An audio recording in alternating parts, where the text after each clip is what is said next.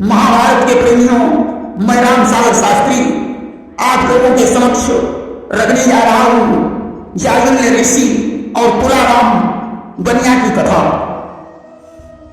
देखिए, भीष्म पितामह सरसैया पर लेते हुए धर्मराज युधिष्ठिर को उपदेश देते हुए कहते हैं, राजन, तपस्या, दान, भजन या दयालुता के कर्म में कभी अभिमान नहीं करना चाहिए। यदि किसी को अपनी तपस्या पर अभिमान हो जाए कि मैं बहुत बड़ा तपस्वी हूं, किसी को अपने ज्ञान पर अभिमान हो जाए कि मैं बहुत बड़ा ज्ञानी हूं, किसी को अपनी भक्ति पर अभिमान हो जाए कि मैं बहुत बड़ा भक्त हूं, किसी को अपनी दयालुता पर अभिमान हो जाए कि मैं बहुत बड़ा दयालु हूं, तो मनुष्य के सारे किए हुए कर्म निष्फल हो जाते हैं। ये तप, दान, भजन या दया कर्म सच्चा प्रकाश कर देता है, पर कुछ भी मद का अंकुर हो तो सर्वनाश कर देता है। भीष्म पितामह ने कहा, राजन, एक बार याज्ञवल्क्य ऋषि ने बड़ी कठोर तपस्या की। उनके 12 महीने योग अभ्यास में व्यतीत होने लगे कि याज्ञवल्क्य ऋषि ने जिस तरह किया योग अभ्यास तपही में कटने लगे उनके 12 मास। गर्मी के महीने में वे धूप में तपते थे, बरसात में उनके ऊपर सारी वर्षा हो जाती थी, सर्दी के दिनों में वे 24 घंटे पानी में खड़े रहते थे कि गर्मी में पंच बटी तपना, वर्षा भर वर्षा आती थी, एवं जल में ही खड़े खड़े सारी सर्दी कट जाती थी। याज्ञवल्क्य तपस्या में इतने मग्न हो गए कि उन्हें तन की खबर ही नहीं रही। उनकी जटाओं में पक्षियों ने अपने घोंसले बना लिए कि कीन तपस्या तन सुनिटारी और खगन कीन गृह जटा मझारी। पक्षी अंडा देने लगे, उनसे बच्चे बनकर जब जटाओं से निकलने लगे तब तो ऋषि को अभिमान हो गया कि मेरा योग सफल है, ऐसी तपस्या को आज तक किसी ने नहीं की होगी।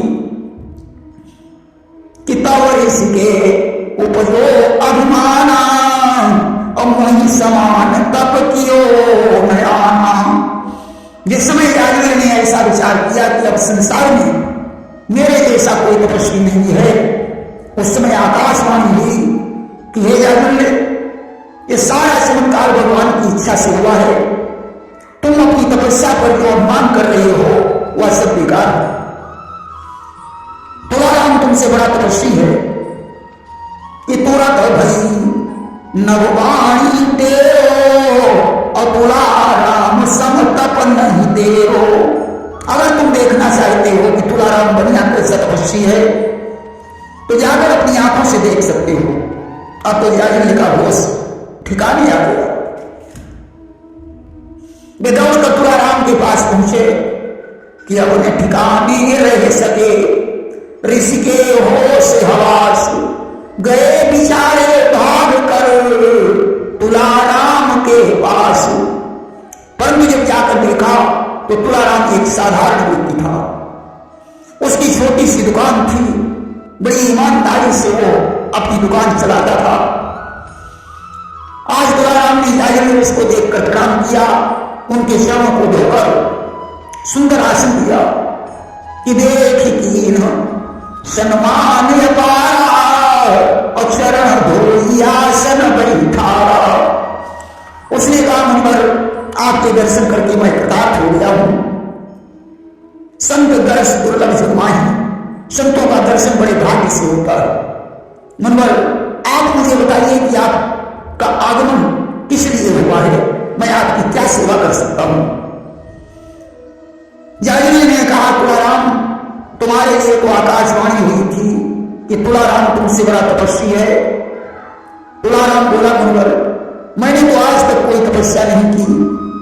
गुड़ और तेल बेचते बेचते इतनी जिंदगी समाप्त हो गई। मैं डाली पकड़कर कभी कम नहीं तोड़ता हूं।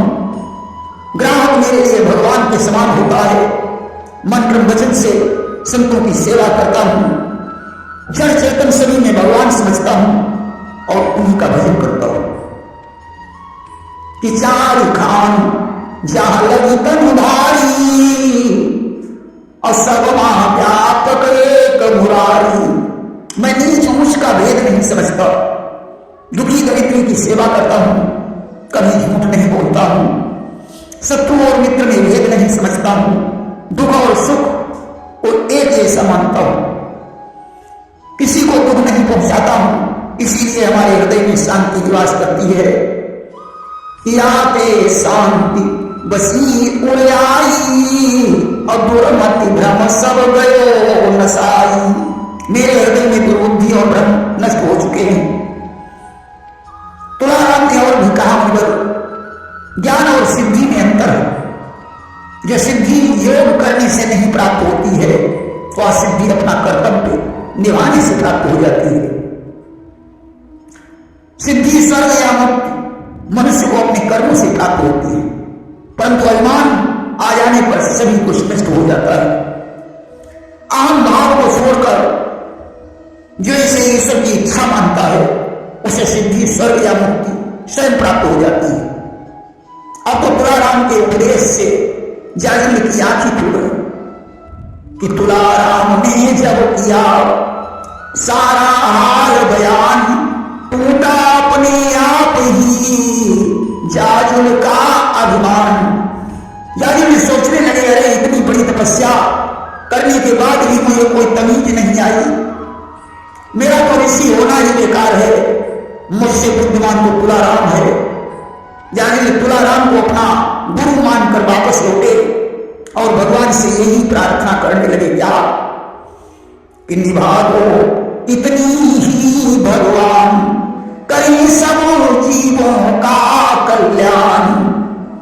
दीनहीन के लिए सर्वदा यथाशक्ति दे दान, सत्यशील संयम व्रत रख कर रखे देश की आन। तुम्हारा करें सदा गुणगान, निभा दो इतनी ही भगवान।